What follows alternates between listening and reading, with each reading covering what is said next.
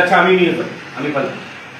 আমি কোনোদিন আমি কইছি আমি সবার হাতে পায়ে ধরে ক্ষমা চাইতে আছি, আমার ক্ষমা করে না। আমি কোনোদিন মায়ের আমি খাওয়ামু পড়ামু কাছে রাখবো সবকিছু করবো, কিন্তু মায়ের গায়ে কোনো হাত দিতাম না। আমরা তার উপর অবজারভেশন থাকি, যদি 1 মাসের ভিতরে এই মেয়েদের দায় সঠিকভাবে পালন না করে, খাওয়া দাওয়া থেকে শুরু করে শাসনতা আদরতা স্কুল লেখাপড়া যদি না করো, আমরা কিন্তু ব্যবস্থা নিতে পারবো। তোমার এই 2 বাচ্চা ফালার মতো শত লোক টাকা মারা দক্ষিণ নিয়ে আসে, দিলে এটা আমিও নিয়ে যাবো। আচ্ছা আমি নিয়ে যাবো, আমি পারলাম। তোমার উপরে 1 মাসের আমরা একটা তদারকি থাকবে আমাদের লোক। যদি মেয়েদের সাথে কোনো অন্য মা তোমার এই মেয়েদের সাথে যে আচরণ করো, তাদের সাথে যদি একটু বেশকম করো, তোমার বিরুদ্ধে কিন্তু আমরা অ্যাকশন নেব।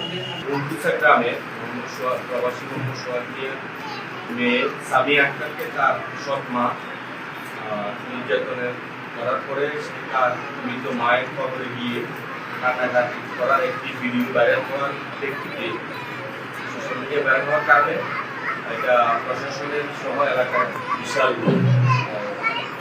নিন্দার ঝড় ওঠে।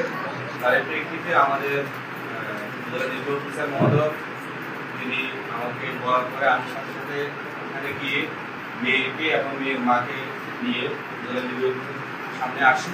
নায়াসিনামাইড ও স্যালিসাইলিক সমৃদ্ধ লিলি ফেস ওয়াশ যা ফেসের ডেড স্কিন সেল দূর করে দেয় দ্বিগুণ ফাস্টার ব্রাইটেনিং।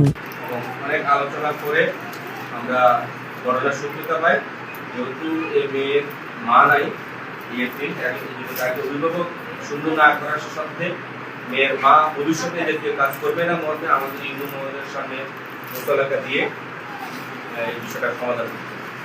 এবং এখানে আমাদের লালমোহন জেলার নির্বাহী মহোদয়, আমাদের থানার ইনচার্জ এবং জেলা মহিলা বিষয় কর্মকর্তা, ইউনিয়ন কর্মকর্তা, আমাদের মাধ্যমিক শিক্ষা অফিসার এবং মৎস্য অফিসার সহ এলাকার অনেক গণ্যমান্য ব্যক্তিগণ ছিলেন। সকলের সামনে মেয়ের মা আয়েশা আক্তার ভবিষ্যতে জাতীয় কাজ করবে না মদের মুসলাকা দেওয়ার কারণে তাকে এই বিষয়টা আমরা তাকে নিয়ে তার কাছে দিয়ে আমরা বিষয় সমাধান করি।